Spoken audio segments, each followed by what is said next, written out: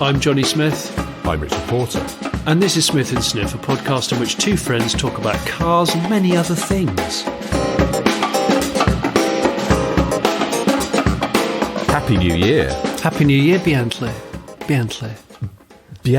Bentley. Oh. Yeah, you know, that viral, strange thing on Instagram where that lady says Bentley in a, should we say, a foreign accent? Foreign. She's a foreign lady and she says Bentley in a foreign way. And she says, Bentley. Bentley. Yes. And I thought, Bentley. Every time I've been borrowing a Bentley over Christmas, and I'm going to say it's been a wonderful experience. It's countered the sinful weather that's just relentless really well. So this was a Flying Spur PHEV, is that right? That's or right. PHEV, as some people. What do Bentley say officially? Because I noticed Land Rover people, if you ever ask them about their plug-in hybrids, they always say, oh yes, the PHEV. Yes, this one's just been referred to as a hybrid, but I mean, PHEV is just a better way of saying plug-in hybrid than PHEV. Don't you think PHEV sounds a bit cheap in the context of a Bentley because it immediately reminds you of a Mitsubishi Outlander? Well, there's that, yeah, and it's like people that say BEV. I don't think you need to say BEV because BEV's just like your mum's friend from around the corner that used to drive a Celica. Yeah. She she used to be cabin crew for BA in the 60s. But now she's just, because she's got kids, they're a bit older, so she works in the reception at opticians.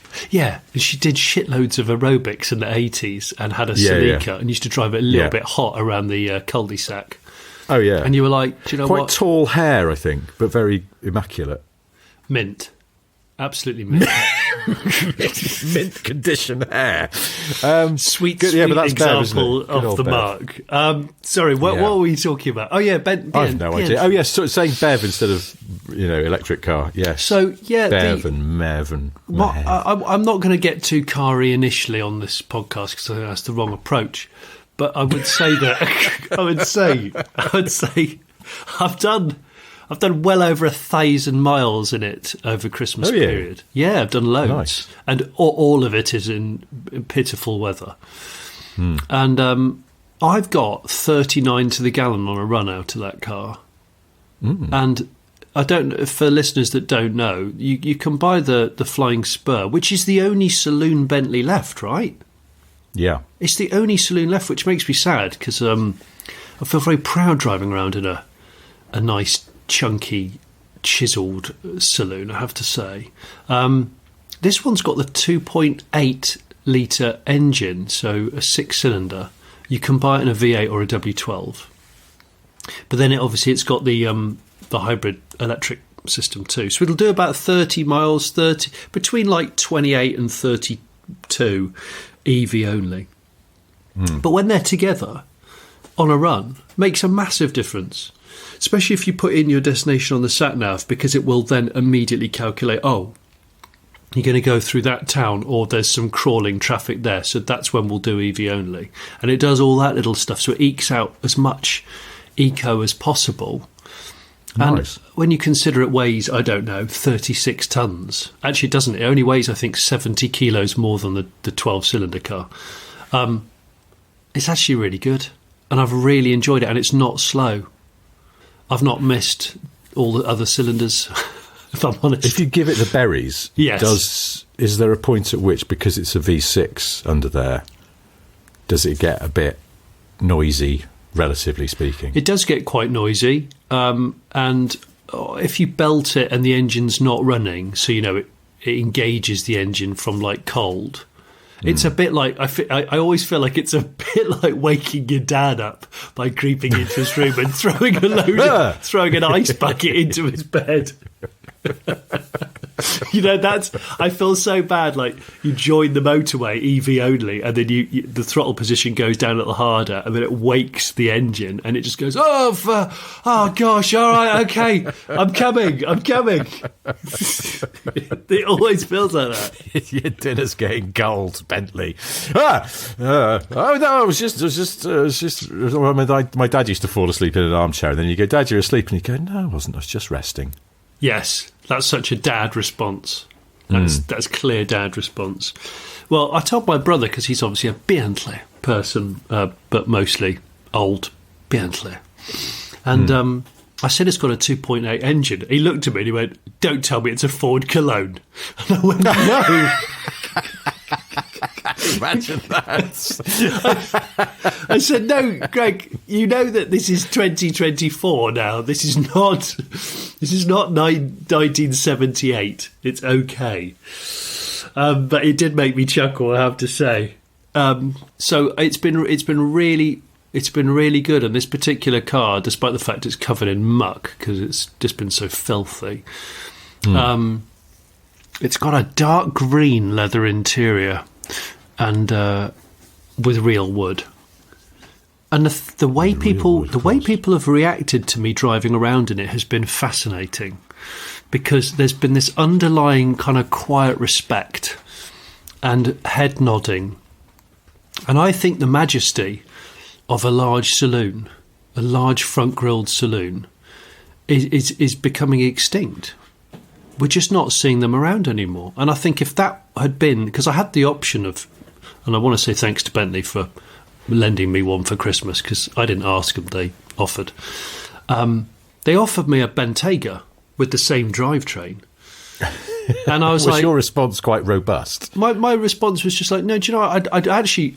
To be honest with you, I wanted to drive a saloon anyway, but I wanted to drive the base model Bentley, and the base model Bentley, and it's not exactly base, is the Spur. And I think the Spur's like a fantastic car. And I'm still mourning the loss of the Mulsanne, so therefore there is only one saloon left, and it is the Spur and all that. I have to say though, because you've got hybridisation going on at the back end, the boot is a little too shallow for me.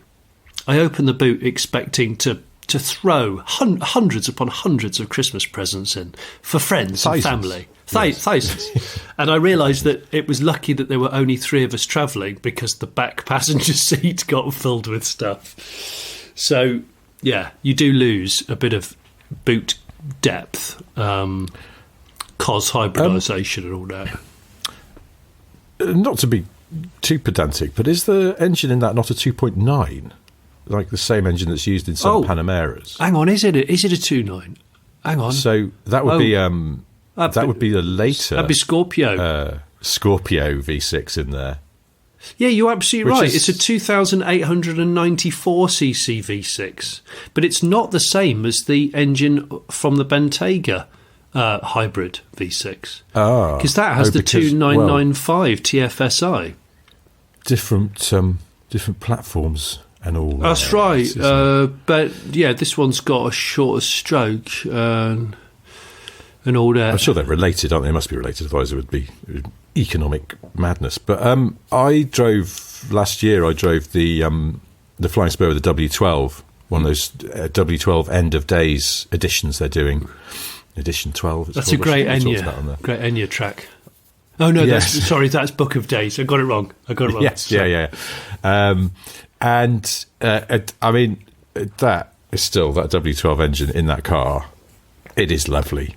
And it's grunty, but not overwhelmingly so. It's just sort of there if you need it. It's weird though, isn't it? We've talked about this before ages ago, I think, on a video about how the Continental GT is one of those cars that just sort of quietly gets nicer and nicer with every iteration. And I think the Flying Spur is the same, because I remember driving the original Flying Spur and finding it a bit underwhelming somehow. And then I drove a W12 one last year from the latest model, and it was fabulous. I've got a conclusion as to why this is the case. I think somebody at Bentley has been looking at Gary Barlow.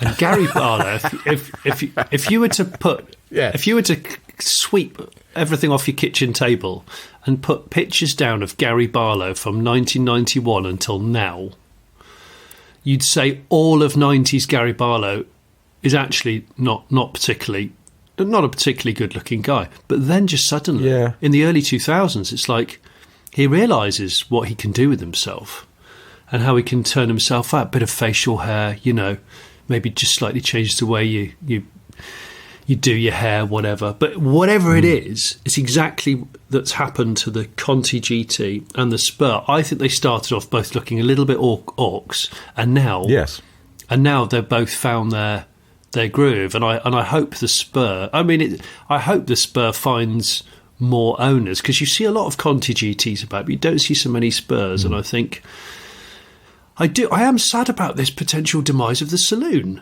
I mean, we've got the old demise of the station wagon in the States, and it's a bloody shame, Rich. Well, and all yes. that. Although I think there's probably, I haven't seen the stats, they'll be around. They are sort of starting to come out now, the sort of best-selling cars of 2023. Once you take pickup trucks out of the equation, I don't know what the best-selling car in the US will be, but I suppose it was, for a long time, it was either the Accord or the Camry, wasn't it? I know the RAV4's been in with a shout recently. I don't know. Let's see if it's available yet. Best-selling cars USA 2023. Over here, oh, here we go. Well, there's something from October. The best-selling cars of 2023 so far. It's in reverse order, so we've got to get out the bottom. So it's F-150, Silverado, Ram are the top three. Oh, yeah, RAV4. RAV4 is number 4. Tesla Model Y is number... hang on, how does that work? They've miscounted here. They've misnumbered these. Number 5, Honda CR-V. Okay, so yes, SUVs are muscling in. Camry is now at number 7. This is only from October, so it's year to date, but I don't imagine the Camry's made a sudden surge up the charts, because it feels like it's quite far behind the others.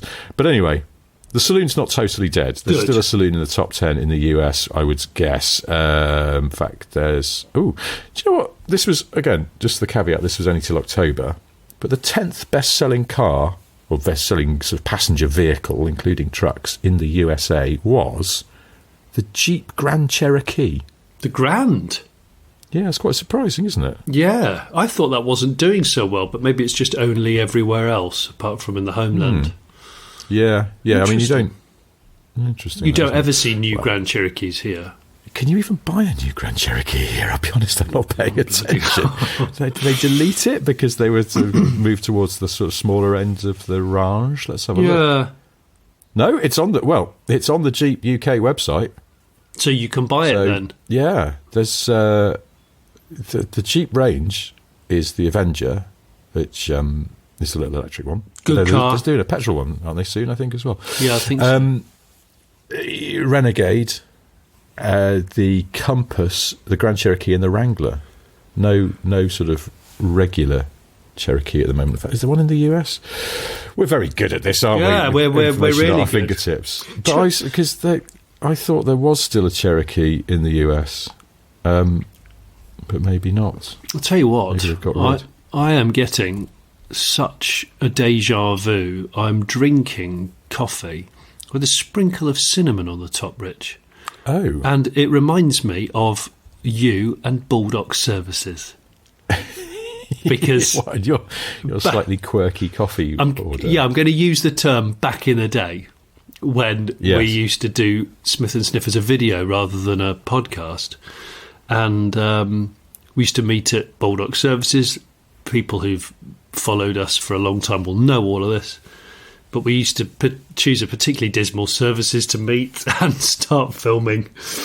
And my preference for coffee is always a little tap of cinnamon powder on the top of either a black coffee or just a strong coffee. And I've got one now, and I thought, yeah, it feels good. It feels good. It feels like I've rewound time off of Cher. Turning back time. Yes. If you could reach the stars. Yes. So the Jeep range in the US is Grand Cherokee, and then there is a Cherokee still on sale over there alongside the Compass. They also, the car that we don't get that they do that does look quite nice, I think, in a sort of would be pointless here kind of way, it's the Gladiator, which is basically a Wrangler pickup. Oh yes, and then they do the Hemi Renegade, not Renegade, Wrangler, don't they? Which is called the. Yeah, I'm not sure. Isn't it called the Tomahawk Twat Face or something? I can't remember. What it's called. I think it is called the. Oh no, you got the Trackhawk, which is the Grand Cherokee with some like lunatic engine. Yes, are they still doing that? I felt like one of those things they sort of did because they had a load of Hemi seriously fast Hellcat engines to get rid of. The Jeep USA website's not working very well, I'm going to be honest. I can't get it to... the screen's gone black. Has it gone into limp home mode? I think it has. No, I do beg your pardon. I'm speaking ill of the Jeep website. I think it's my internet might be playing up. Okay. Along with my plumbing. Not a euphemism. No. I'm quite pissed off about this because after we'd recorded this, I was going to do some other things. And then this afternoon, I was going to trap myself and go to the cinema on my Todd to see the Ferrari film. Oh, were you? Yeah, because I want to see it, and I don't think it's around for very long. I just thought, that's nice. I've carved out some time in my week. I thought I'll do all my work as fast as I can, and then I'll be able to go to the cinema and watch the Ferrari film. But now I can't because I'm waiting for a plumber to come this afternoon to fix our water, so can't do that. So next week, there probably won't be a review of the Ferrari film, but there might be a review of a man called Steve who mends pipes. Well, talking of films, because I've got this written down, over the Christmas period, obviously, a lot of... And by the way, Happy New Year, everybody. I'm a bit late to that, but 2024, hi. There's an awful lot of incompetent flood driving going on, but we'll come on to that in a second. Before we do that, I decided to be a bit different and watch only Die Hard 2 instead of Die Hard 1 on Christmas Eve. Okay. And I realised that when the terrorists are airside, I don't know, dicking around trying to get on a plane with a drug lord, I think, they're in Range Rover Classics. Are they? They're in Range Rover Classics with bull bars on. Yeah. Right. And I realised that this was a 1990 film, Die Hard 2. And I realised that... the demise of the bull bar, they used to be, everything used to be bull barred, didn't it? And we know why that's gone, because it's dangerous. But there's also, and this wasn't on Die Hard 2 unless I didn't look close enough, the badge bar. The demise of the badge bar, Rich. Yes. What's happened to those silly ornaments on a bar that goes across the bumper? Someone's forwarded me a picture of a really quite heavily decorated Jag XJ on Instagram, and I thought, is this the ultimate old money statement? It's quite old money, but it's a bit sort of like you're still in the Cubs. You need to show off how many badges you've got, rather than having your mum sew them onto your sleeve. You stick them on the front of you. Of whatever. I mean, it's sort of maybe what would be a good badge bar car back in the day? Oh, badge bar cars. We used to see them all the time. So you'd get it would be a heavier engined MGB. So it'd be an MGC. Ah, yes. That's quite because it can cope with the weight of the badges. I was going to say, weren't they famously lousy handling cars because of the weight of that terrible engine? Awful. And then you're going to put a little bit more weight at the front with a awful platter of badges. Awful. To show that you're in the AA. It's awful. Rover P6 at every classic car show always was the first badge bar displayer, I would say. Do you think P6 is more badge bar than P5? Oh, they're both badge bar-y, aren't they? They're badge bar. Lower, yeah, I just wonder whether you'd start to worry that your engine was getting enough airflow into the radiator if you put badges across the front of a P6, although they're supposed to have that lower. You'd have to reach for the Kenlo illuminating button, as was, which I do like, the fact that it lights up to say, I'm Ken Lowe. You might remember the actor Rob Lowe. Well, I'm his second cousin. Can I just read you the names? Oh, sorry. It finally loaded up this page that I was trying to get to. The Jeep Gladiator Jeep website. Yeah, and I think it was my internet, so I'm not going to blame Jeep for this, but it took a while and it suddenly popped up. So, the model names of the Gladiator range. They're a bit much, I think. They start with the Spout and the Spout S, which Remo called a Spout. Spouts. Then there's the Willies. Now, I understand in context that's a reference back to the original Jeep. But then there's, I think this is a bit on the nose, there's a model called the Freedom. Freedom. It doesn't have the, I put that in, but it's called the Freedom. Yeah. A Jeep Gladiator Freedom. Oh, wow. Yeah. It might as well just have fuck yeah after it as well. I was just about to say, America, fuck yeah, it's back. Yeah. Incredibly, there isn't a Gladiator model called America, fuck yeah, but there probably should be. There's the Rubicon, the Mojave, the High Altitude. What? And then the Rubicon Far Out, but they've put Far Out as all one word, and it does at a glance. Your brain sees fart, even though it's not there. The Rubicon Farts, for some reason, makes me think of that really nice fizzy drink that you can get at Rubicon. I was going to say mango flavour. It is mango, and you just chug some of that, and then you start parping out the back end. Yeah, it's just very fruity. Anyway, I don't know why they've really gone in on these model names. Also, a very big model range. You don't, and it's like 1, 2, 3, 4, 5, 6, 7, 8 models in that range. Anyway, well, just to go back to Die Hard. Yeah, let's go back to Die Hard 2. Just to be difficult, you watched Die Hard 2, but not Die Hard original, because that's what everyone else is watching at Christmas. Yeah, that's true. I can't remember a single thing about Die Hard 2. Okay, so set at an airport. Terrorists take over a little... by the way, spoiler alert from 1990, everybody. Terrorists... Also, I noticed you used the word airside, which I like, because I like the word airside, but it's one of those words where I feel like as I use it, maybe I'm not allowed to use it because I don't actually work in aviation. Well, neither do I. Like a very specialised word. I quite like it, though. I feel like I'm closer to the subject. I don't know. Or I'm just being a complete stroker. But either way, Die Hard 2 begins with naked Tai Chi watching the news. You must remember that. There's planes taking off and landing, and then there's head terrorist guy watching the news whilst doing naked and clearly hot, unless he's just been working up a sweat by doing other exercises, doing naked Tai Chi whilst watching the news. He's very sinewy as well. That's enough of that. It's a really good film. I highly recommend it to everybody who hasn't ever watched it, which will be nobody apart from Richard. But I think I have watched it. I just don't remember it. But that's it's kind of overshadowed by the original, I suppose. Completely, but it's not a bad film, I would say. There's still obviously a bit of smoking in it.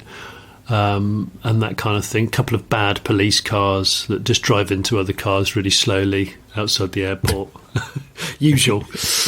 Blah, blah, blah. The other thing that happened at Christmas, obviously lots of games, and I was kindly given a game, like a trivia game all about animals.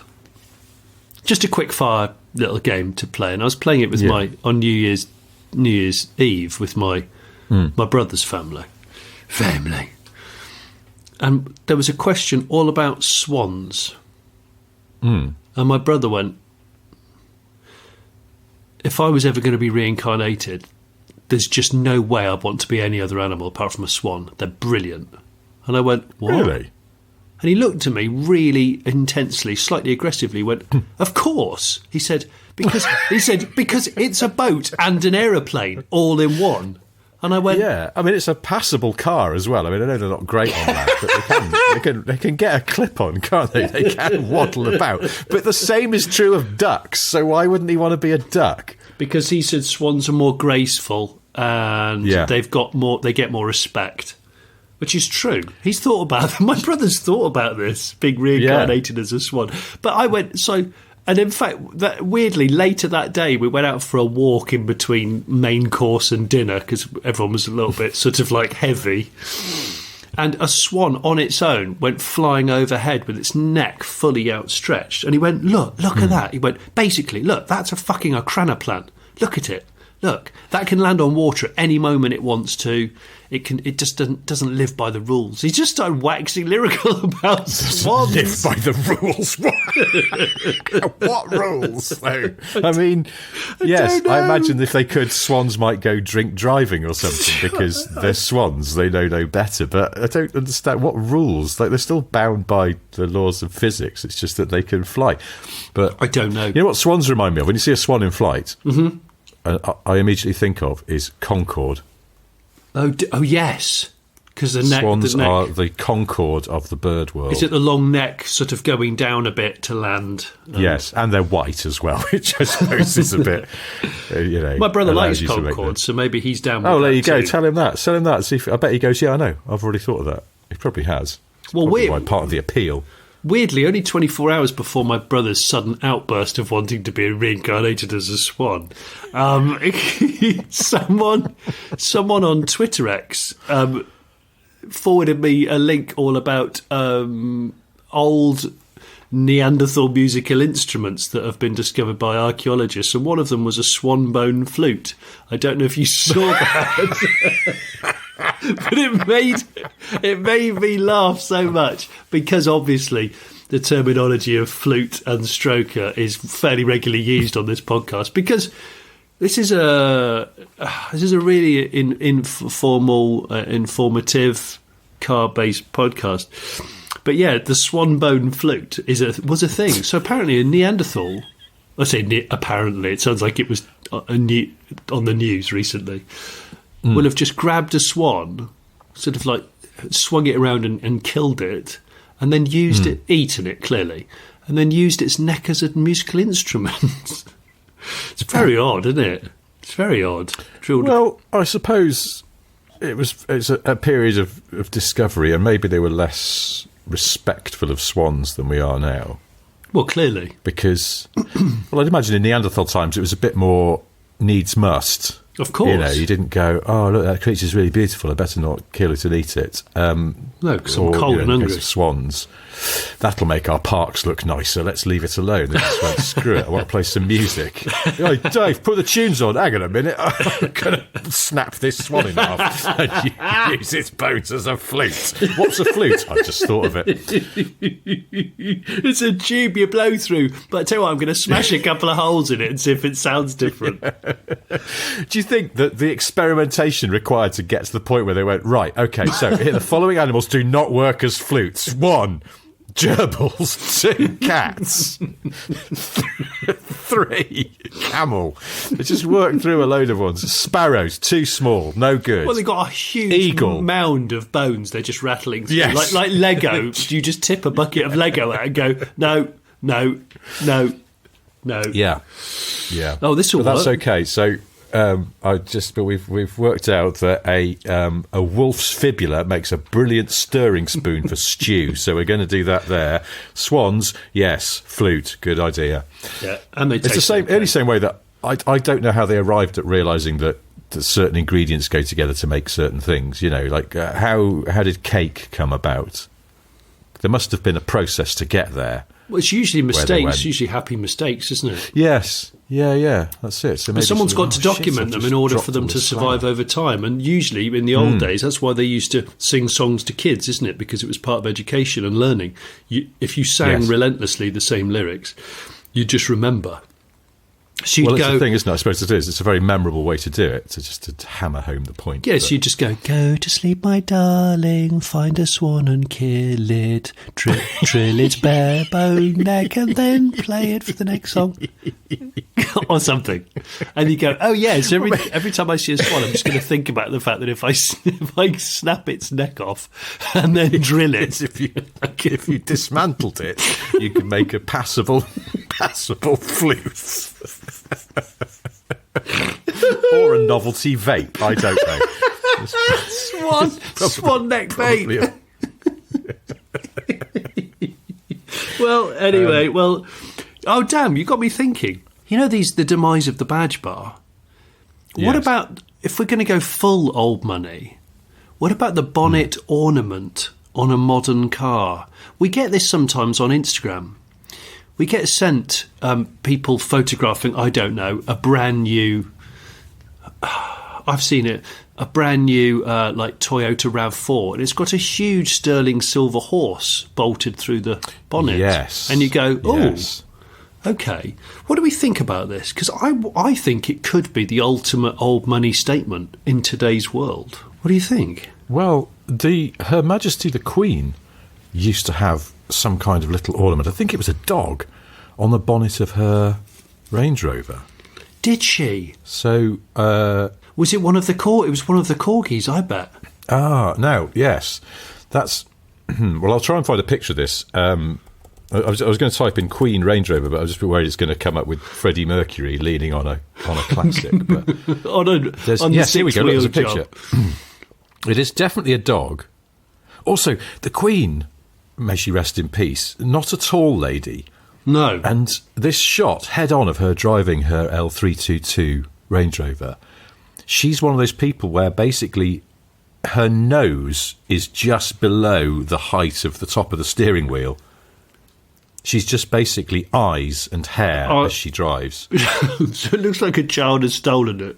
Well, I saw a lady the other day driving a Fiat 500 who was the same thing, and I was a bit like, I mean, 500 is not a big car. No. So that must have been a very wee lady. I just thought I wouldn't... I was trying to remember, because I was like thinking I'll put my seat, but my seat's already down as low as it'll go because I'm quite tall. But I remember, you ever driven the latest Aston V8 Vantage? I haven't driven the latest Vantage. No, I haven't. The seat goes down incredibly far. I don't know why. What, like you feel like you're really disappearing through the floor. floor pan? Yes, it does. It feels like you're in a lift and you're just going down into the basement of the car, but you're not. You can just get right down on the floor, and it's like it's too much. Normally, I would say, as a general rule, I have seats about as low as they'll go because that's usually about right for me. Me too. But it was like, this is too low. I don't feel in control of the car. This is my point. I was going to say, if you're very, very small, I sort of feel like you're not quite in control because you haven't got as good a visibility as you might hope for. If your nose is pretty much, in line with the badge on the steering wheel. But I found another picture of the Queen here. It's not clear what this is. It might be a horse. What, you thought it was a dog, for tell. crying out loud? No. Oh, no, it is. I think it is a dog. A dog horse? No, I think it's a dog. It's hard to get a clear... I don't know. I'll find some better pictures and stick them on the page. Yeah, it's a dog. It's definitely a dog. But it looks, to me, like it's a Labrador. Okay, it's definitely not a corgi because it's got longer legs. Well, Queen Range Rover bonnet ornament. It's also mounted quite far back, I presume, for safety reasons, because it would look bad if the Queen impaled a commoner. But someone's job, whether it was someone at Range Rover or not, someone's job would be to drill the bonnets of new Range Rovers or any other Royal cars that might have had that, and fit these figurines. Because this came to me because this Bentley that I've been borrowing has that lovely flying bee ornament which comes out and goes away at will on the top of the grille, and it has illuminating little wings which my kids were marvelling at, and they found the menu and the touchscreen where you can conceal it and reveal it at will, so you can go on the motorway and put it away. For example, I always put it away on the motorway, and and it's really, really cool. But there's not a lot of that stuff going on anymore, and I do wonder whether or not these figurines sort of bolted through the bonnets of new cars.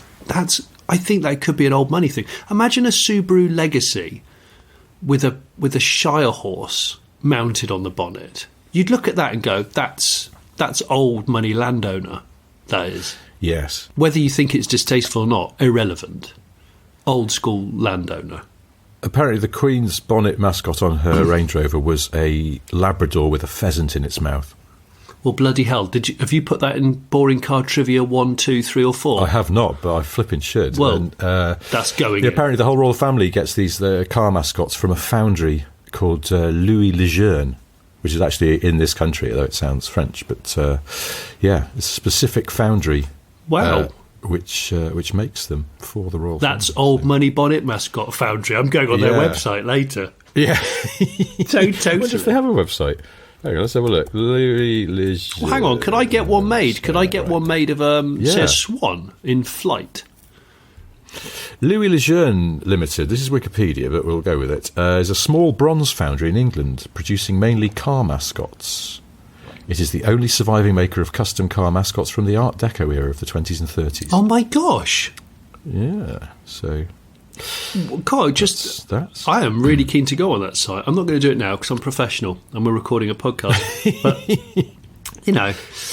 I don't think they have a website. They probably don't need one, do they? They're very old school. I might choose. I might do an eeny, meeny, miny, mo on one of my cars after a nice bottle of Merlot, a Malbec, and go right. Which of you is going to get an Art Deco mascot? Now, hey, but obviously, if you did the Insight, you don't want to compromise the aero because it's all about efficiency. That car. Oh shit, yeah. But what could be more aerodynamic and also delight your brother than a Swan? A Bonnet Swan. A Bonnet Swan would be. Do you know what? My brother is in a car quandary.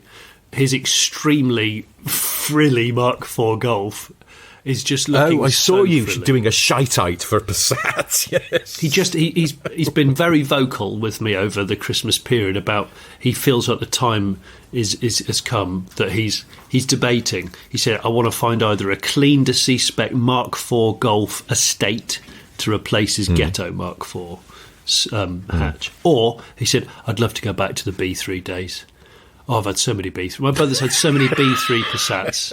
The B3 days. He loves the B3. He says he thinks the B3 is one of the best cars Volkswagen's ever made. He thinks it's better than all of the Golfs. He thinks it was so ahead of its time and so robust, aero, and it is. It's a great estate. I mean, but they've got to be very rare now, surely. They are, which irritates him immensely because there's none out there, and he just can't get his head around the fact there's not any around, and they're not for £400 like they used to be. Well, because I mean they are pretty much collector's items, surely. Yeah, if they you're are. a dub head of some sort. I mean, why would he not go for a B5? Because No. I think they're still kicking around, aren't they? No, I think electric handbrake and this. What? No, not in a B5. That's still. Is it still I Manuel think Wand? that's still Manuel, because they were out in the late 90s, weren't they? So, Well, I think he's worried about the injection. He's worried about the more expensive fuel pump. right, yeah. There are crucial elements for a car when you're buying a car carefully for around £1,500 to £2,000, and you know that I don't know the fuel pump is £700 if it goes ding. He just can't live like that. Greg is not that like that. And I suppose it just gets worse. It just reminded me of I'm in a car nerd WhatsApp group, and someone had found a Porsche Cayenne V8 for sale, but apparently it needed a new alternator. And one of the wise heads in the group, who is actually in the car trade, went, walk away now. Oh, really? That won't just be the alternator. That will be some horrific body controller sort of wiring multiplex nonsense issue that will cause the whole thing to be trouble. And I think that's probably not uncommon amongst modern cars, isn't it? It's just issues. Well, that's. I mean, that is valid. Some cars are cheap for a reason, but it doesn't always stop me. I'm not going to talk about the Bentley anymore. Bentley, but with the recent relentless rain that we've had in the UK, which is I don't get depressed about the weather too easily, but it's really properly started to grind. Awful lot of nozzles driving around in floodwater too fast. I'm just going to put that out there. Like, I mean, the videos that just to keep appearing time after time on Instagram, and it's usually Audis just Dysoning water up and then hydraulicking their asses off, and the owners being totally surprised that you shouldn't drive at, I don't know, 20 miles an hour through a river in an S4. Yes. Yeah. But, or some absolute ring. It's usually dash cam footage of some absolute ring. Oh, again, often in an Audi, who has decided it's still okay to do 95 in the outside lane of a motorway in absolute slashing rain, and then they have an aquaplane incident. Oh, complete anal muzzle. Go across all three lanes and duff into somebody else. Yeah. No, there's a lot of. I think also that school of thought that goes, well, if I put my bright rear fog on, then I can still do 80. Even though visibility is down to 4 metres. Complete needle dick behaviour.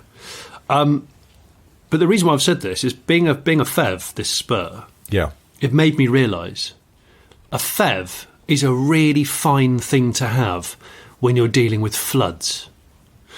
Because... Oh, yeah? Well, because as I was driving back from Wales, when all of the storms with all of the names were chasing me, I don't know, Storm Ringspanner or whatever it was called was coming along. And so there was just loads of standing water. There was one of them where you just can't quite tell how deep this puddle is going to be. I'm not going to take a run at it because that's a full move. But what I did was I just stuck it in EV only mode, so thus killing the engine, and I crept through in electric mode. And I thought, well, the engine's not running, so it's not going to snort anything up because I don't know where the air intake is on this particular car. Some cars, like BMWs and a lot of Audis, they're really low, and that's why they Dyson up water instantly and die. There was a generation of Renaults, wasn't there, that famously had very low intakes, and they would just hoover up a load of rainwater. They would, wouldn't they? Hydraulic themselves. Cocaine nostriling river water. Yes. And so... Yeah, so actually having a PHEV or even a full electric... Interesting point. I hadn't thought about that. Yeah, you take away that nervousness by just putting it in EV mode. And also, because it's quiet, you can almost compose your thoughts a little bit more. You don't have to build revs or any of that nonsense. Shut up, engine. You're distracting me. I have to say, I much prefer reversing an electric car in tight car parks and stuff, because I can just hear myself think and go, right, what's the tactic here? What's going on here? What are we doing? Well, often you can meter it out a little bit more, can't you, as well, I feel like? Yeah. Did you ever try to reverse a Maserati? This is a bit specific, but Maserati 3200 GT, or was it it might have been the 4200, I can't remember. There was one of them, the coupes, that it for some reason, it was impossible to just gently creep backwards in the one with the lurchy gearbox box. Yeah, it was. It was a single clutch automated box, wasn't it, in those earlier ones? And everything was all out of whack in it. Like they hadn't tested it in reverse in a car park ever, because you sort of had to give it a bit more throttle to get the clutch to engage, and then it would suddenly engage a lot, and it would surge backwards. It was a nightmare. I just remember it specifically being a very difficult car to reverse park. But yeah, EV, as long as it's calibrated decently, then you can sort of just trickle it in. I do like the trickling in. I have to say, it's so. Yeah, I put a little message out on Twitter, not on Twitter, on Instagram. We have a Smith and Sniff. We're not on Instagram. We're not on. I'm getting this wrong. We're not on Twitter as Smith and Sniff. We're on Twitter as me and him, like separately. But we're on Instagram as Smith and Sniff. And a few of you already know this. I put a little thing out last night just saying, we're going to record a podcast today. You got any questions? And it seems that there's quite a lot of questions. It's just a shame I can't work out which I'm glad you brought this up towards the end of the show. Oh, is it nearly the end? Well, no, we've got about 15 minutes, but you know how we go on a bit. Well, you probably should have done this at the beginning or the middle. Oh, I haven't even seen these questions. This is I didn't know you'd done this, and I now can't find. Well, do you know what's really annoying is I've told you that there's loads of answers, and I can't work out because I don't find Instagram particularly intuitive for that sort of thing. No, it's not. I mean, I don't know how you manage to spend so much time on there, because I find it infuriating. That's just, where are these questions? Oh, I don't know now. I had them up before we started filming, before we started recording, and now I can't find them. Do you know why this is? This is tremendous. Do you know why this is? And I've come to this conclusion, and I don't know whether it's the way I'm wired. And my brother had this conversation. This was pre-Swan chat. He said to me, "What's going on with Facebook?" He said, I can't understand it at all. I can't navigate it. It's not intuitive. It's ridiculous. And then people send you a message and you've got to download another app that's just about messages. He said, what the fuck's that all about? Who's invented this shit? And I said, well, I don't go on Facebook either because I just can't navigate it. It doesn't work for me. It just seems too scattergun for me, and I just don't. I'm scared of it. I can get my head around Facebook, but I think Instagram's the one that defeats me, just because it does, because I'm middle-aged and it's too much. Well, just, your brain gets full up, doesn't it? So I can't see. I'm on Instagram now and I cannot see any. Oh, maybe because I'm not on our account. I'm on my account. Well, that's why you can't see it, you complete toolbag. No, I've just switched to our account and I still can't see. Oh, wait. Oh, okay. I've started to see them. Yeah, you complete flu. Okay. Oh God. What? What do you Oh, mean? there's loads. Well, yeah, there is loads. It's just I can't actually find them. I don't. I had them up when we started to record this, and now they've gone, and I don't know why. Right, listen. Well, I'm scrolling down. I've seen one here that just says Panda update question mark. The Panda's back.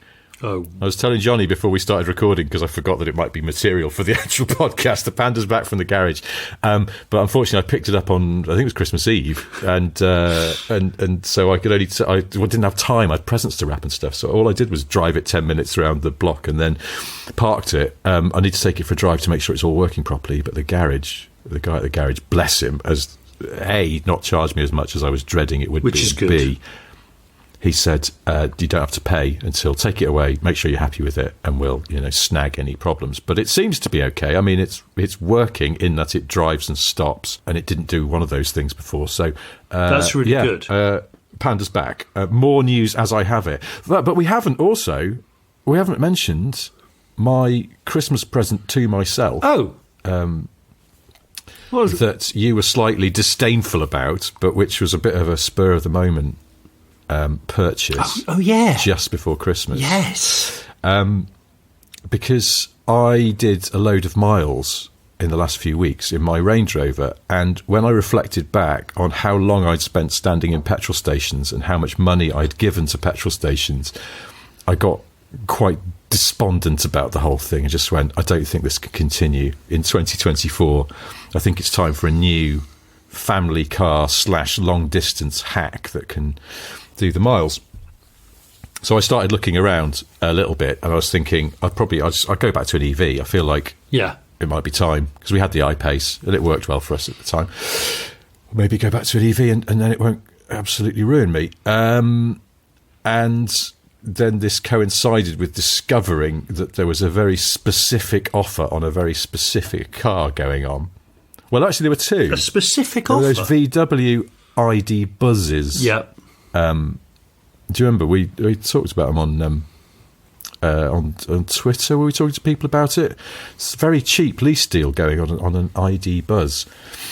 Yeah, like way cheaper than they've ever been, and we couldn't quite figure out why this would be, but maybe they just had some stock to shift, and so that was interesting. But I don't know. I've not driven the ID Buzz. I know you like it. It's really, really good to drive. But that VW... The infotainment is gash. It is gash.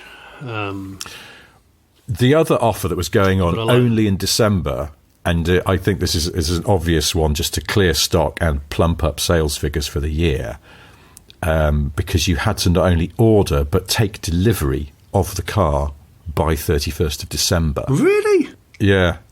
But it was again a very tasty deal, because it was a lease deal, but way less than they would normally charge on the Tesla Model Y. Tesla, which we couldn't do.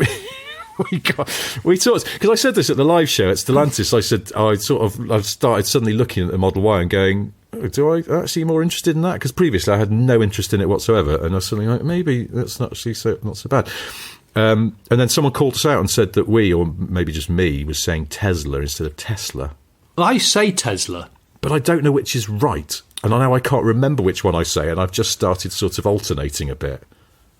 Yeah. Well, and that's what I do with Porsche. It's a 50% Porsche, 50% Porsche, depending on the audience, how impatient I am, how quickly I'm speaking, all that stuff.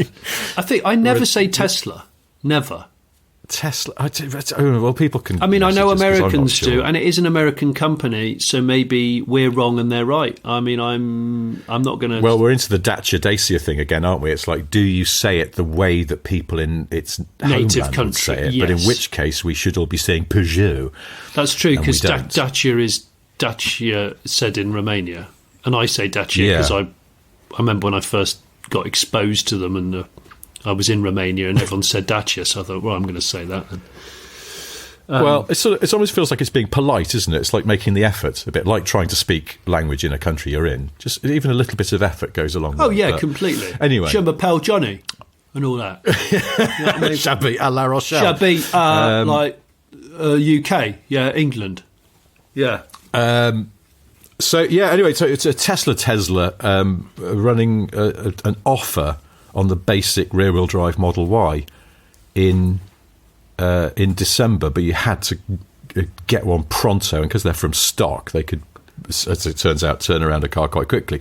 So I thought, I'm interested in this, and I've never driven a modern Tesla because after the Roadster, I was associated with Top Gear, and Top Gear are on Tesla's shit list because of taking the programme to court over the Roadster review. And so I discovered they'll do overnight test drives, and they just bung you a car. That's really good. Take it away. It is really good. And they also encourage you to go and try out the charging on the supercharger network, because I think they know rather smugly that it's better than most public charging. So I did that, and sure enough, it's really good. And while we sat there, I had my kids with me. They discovered all the games and shit on the screen, and I couldn't get them to leave. I was like, we only need 15 minutes charging here, and we've got to go. And they wouldn't get out of the car because they were busy playing games and making it fart and turning that fire thing it does and all this stuff. So the children were immediately sold on it. And then I took it home, and then my wife had a go in it, and she was like, yeah, it's all right. So it's like, fine, sort of, it's a car, isn't it? Which is part of the thing that always annoys me about these kind of Tesla evangelists going, oh, they're just better than everything else. You go, well, they are just cars. They're monocoque cars. It's made of steel. Most other cars on the road. Yeah, no, I know they've got some really interesting tech in them, but they are not even like a BMW i3, which was sort of made in a fundamentally more interesting and unusual way.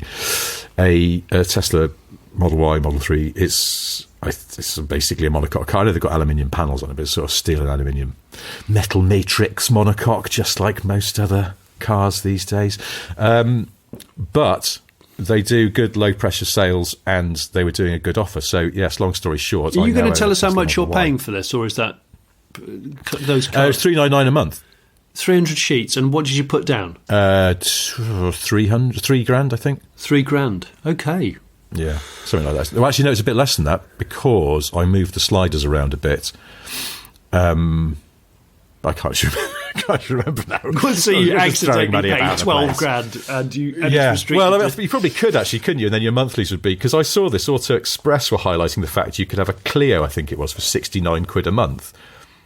And which is true, but you have to put down like 10 grand or something, so it's not quite as attractive as it sounds. But that's the world of leasing and PCPs, isn't it? You can move the sliders all over the shop to get it to sound like you have to look at the overall amount of money that's going to leave your account over 2-3 years, whatever you do. But yeah, it was just too tempting to turn down, because I thought I've got potentially quite a lot of sort of more distance driving to do, and the Range Rover will ruin me. The Panda, well, the jury's out on that. So I felt like we did need a new car, and it was just like the charging network is way better. And this is the bit that really surprised me. I always assumed those modern Teslas were lots of amazing tech in a really bog standard and quite crappy car, and actually it's quite a nice car to drive. Yeah, they drive very well. I mean, the one that you've got has I think had the suspension update. It has the comfort suspension in inverted commas. Yeah. Now, I still find the ride a little bit busy, but one of the things I discovered, I've only had this thing a couple of weeks, so I'm still sort of playing around with it, but the factory spec tyre pressures are 42 psi all round. Whoa. And obviously this is done for range reasons. Yeah. But I was talking to a chassis engineer that we know for another car company, and he said there's another thing here.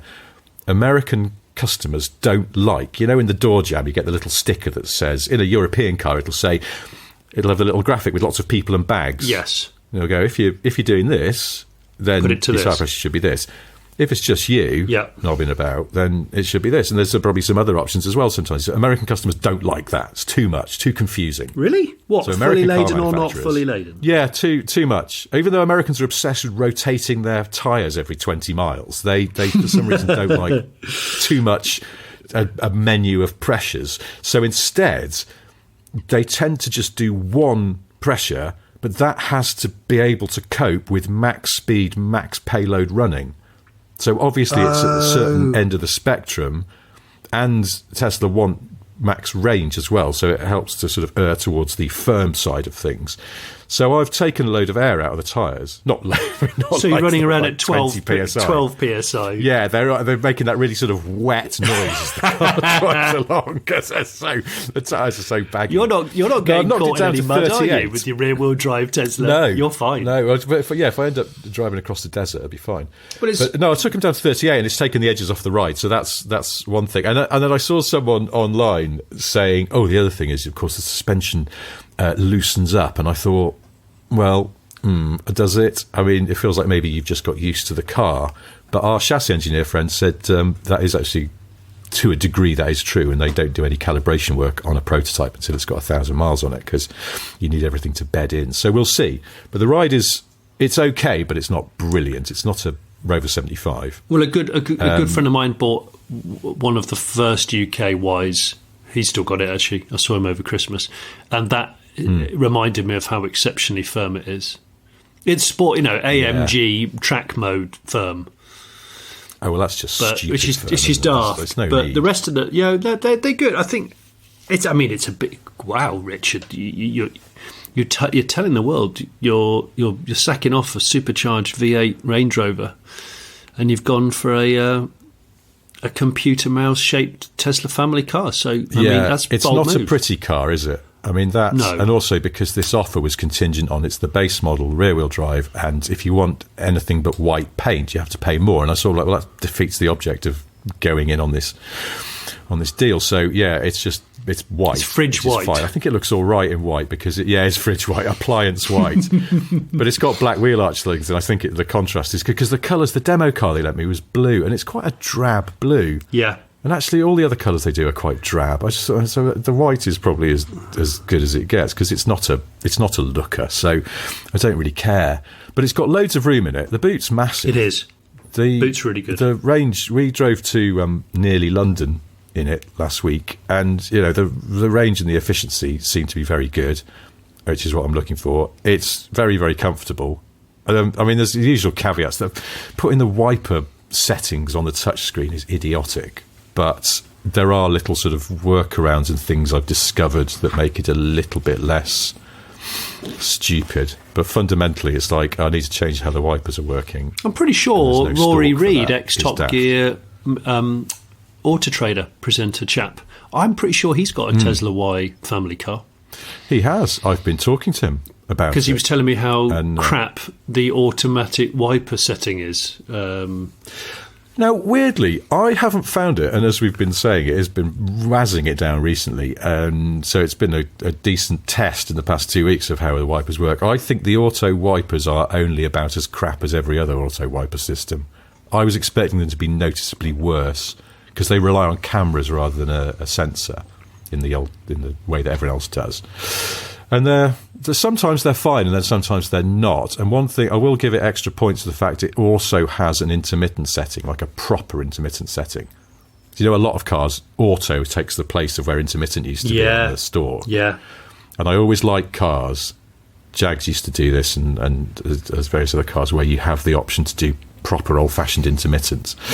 And the Tesla has 2 intermittent settings, but I think a lot of the thing is that people just leave it on auto and hope the car does the work, and it just can't because auto wipers are shit. So anyway, so there we go. Well, we're going to probably get lots of messages about this because I know it's bizarre, isn't it? And again, like I say, it's just a car. That's the thing. It's not obviously. Don't say that. They're very good at the EV side of things, but the other bits, the doors don't shut with a particularly nice noise, and the panel gaps are. Are they frameless doors? They're frameless doors, aren't they? They're frameless doors. There are things about it that I really do enjoy.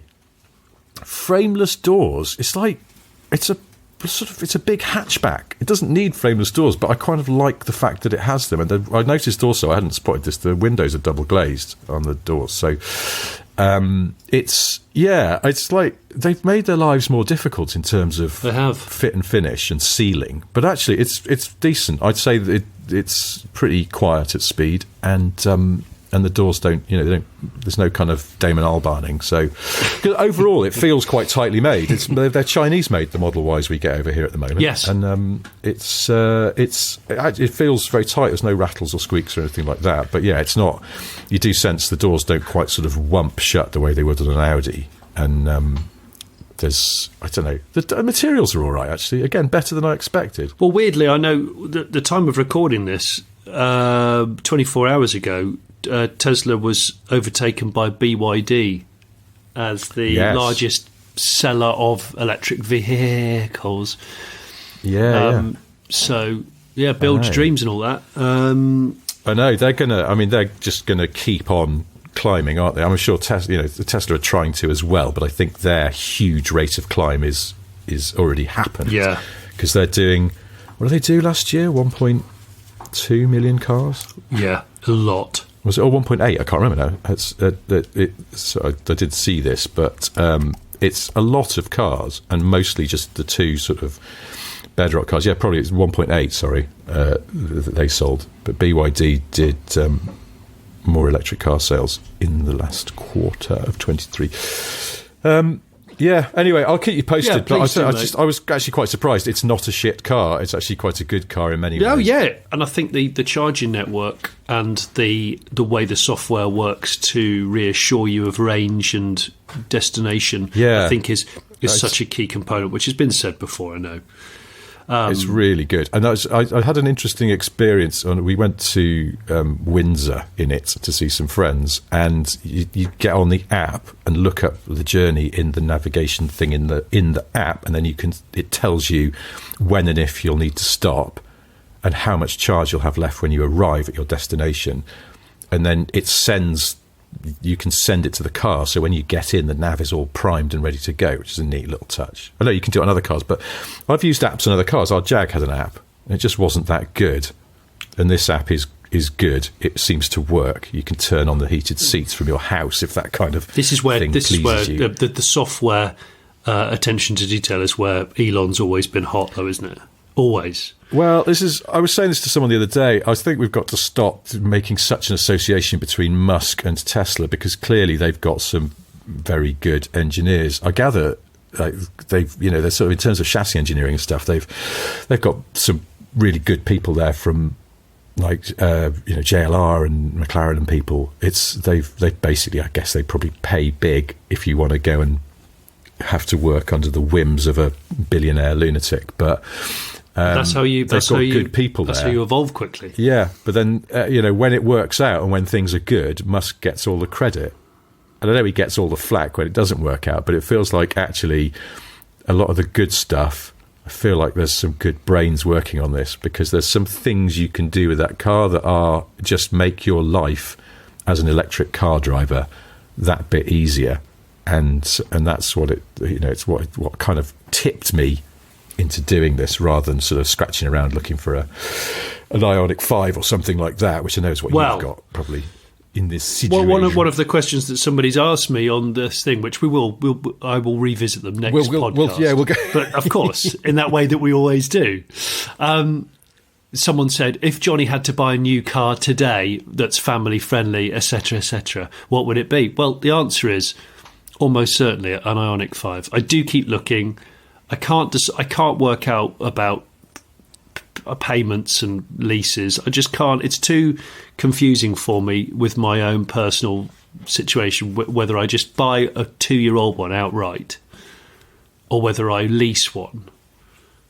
Because if I lease one, I can't bear the idea of saying, right, well, you've enjoyed that for 2 years. That's cost you 15 grand. And I'd be going, 15 grand? I could have just bought like the best Element in the world and just driven that around and then sold it for 12 grand after 2 years. And I can't bear the idea of flushing that money away. I'm just fighting with myself. Well, it's glorified car hire, isn't it, really? Which I'm quite down with. You're getting a brand new, safe, reliable car with a warranty.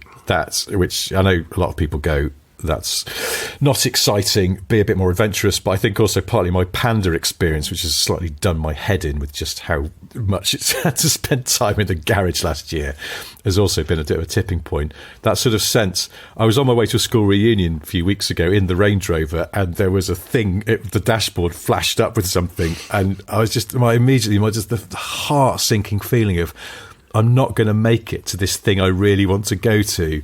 It was, in fact, just that when it gets grot on the sensors, the radar distance warning thing. Grot on the radar. We've all been there. Grot on the radar. We've all been there. It was just that, but my initial, the yellow triangle flashing up in the middle of the instruments is just my heart skipped a beat because I was like, oh, don't do this to me now, car. And I just thought, I think I need a little period of not having that additional low-level back of the mind stress in my life. So hang on. I have to say, by the way, because the Range Rover, I think I do have to sell it. I can't. I was just about to say, it's just stupid. Does this mean the Range Rover is officially for sale now? Yeah, if anyone wants a supercharged L322 2010, it is for sale. Don't email in with a stupid offer. I will report you to the police for molesting animals. But you're going to put it on Facebook Marketplace and have a tsunami of posts? Yeah, but word it in such a way it seems like I'm a prostitute. No, I don't know. I do need to get rid of it. It needs to be cleaned up. But no, it is. Actually, it has been, touch wood, very reliable recently. I've had no particular issues with it, but it was a clean example of the mark as well, wasn't it? It is. Well, it's not the cleanest, but it is. I'd say it's honest. And two separate garages, when they've had a look at it, both of them specialists, have said it's a good one. So I'll take that. But it's a good one that I no longer need. So, if anyone's interested, drop us a line. I will do a proper ad at some point to get it moved on. We should probably wrap We've got to land this Swan, Rich. We have got to bring this beautiful Concorde of the bird world down onto the canal of podcasting. Whilst giving everybody around you your best resting bitch face. I don't know if birds can do resting bitch face. But I think they probably can. I reckon birds of prey have quite a good. Oh, they do. Resting bit. They do, don't they? Right then.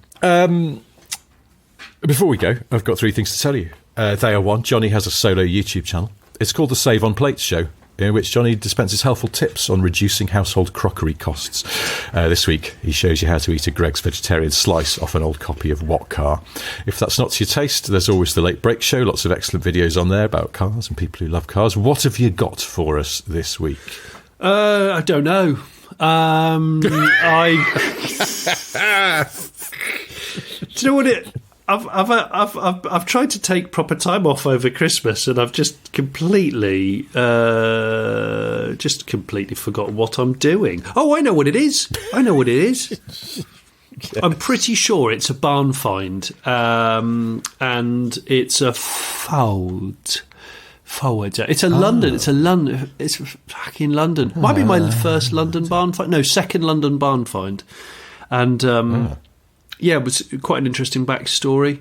And you know what? Do you know what? If that's not your bag, or if I've got it completely wrong, there's been two over the Christmas period videos. There's a best of 2023 barn finds compilation. So please watch it. I watched a bit of that in my Tesla, because you can watch YouTube on the screen. Me and my boy went to pick up a friend from the station, and her train was late, so we watched some of your video sitting in the car. Hang on, you were watching it in your... I mean, obviously you could have done that on a phone as well. It's not that novel. I was going to say, there we go. Were you watching this on your in your 2023 Tesla?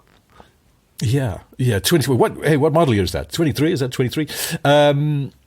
All right, well, second thing I've got to tell you is I have a new book out. I might have mentioned it before, but I'm going to mention it again. It's called Boring Car Trivia 4. If you didn't get it for Christmas, go and buy it for yourself. Go on, treat yourself. It's a paperback or an e-book on Amazon, or a paperback from our merch store, where we also have hats now. We do.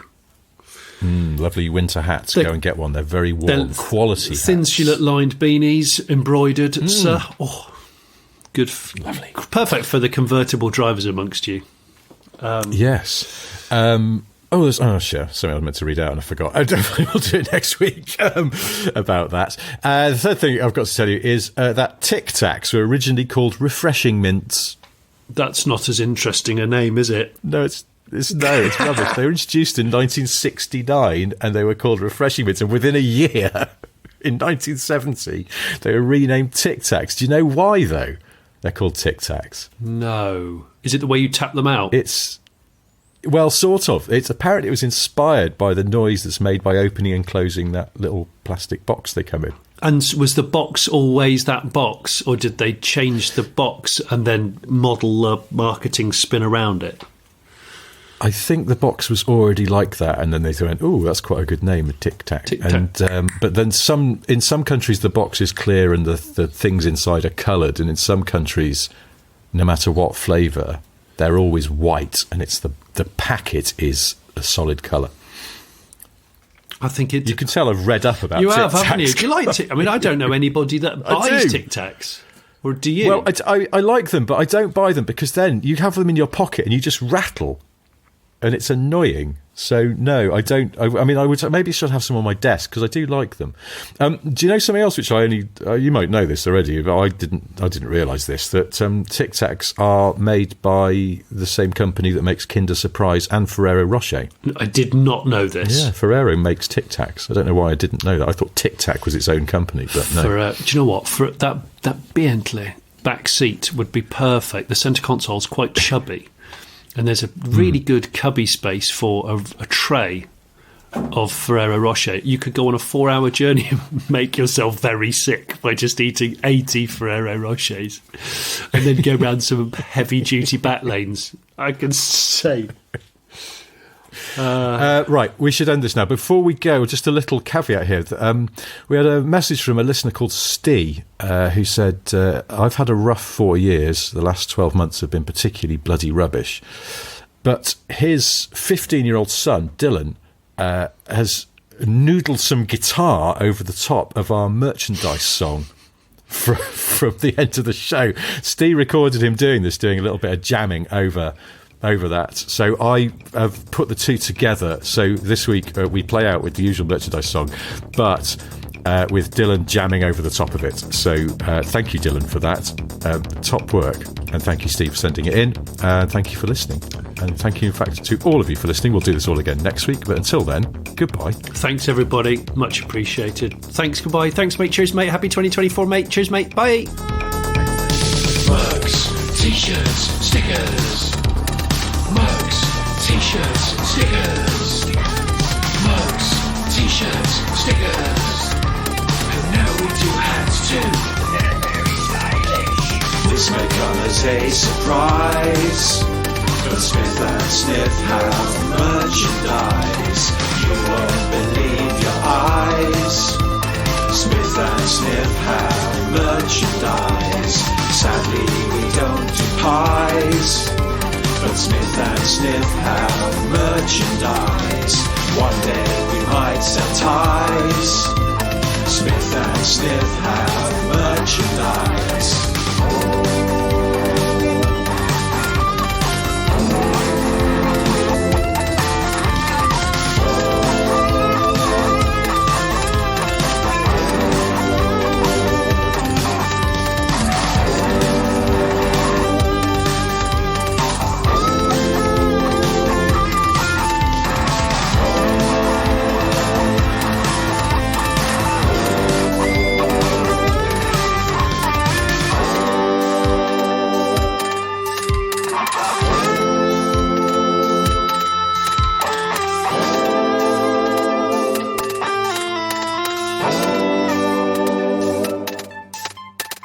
Bentley.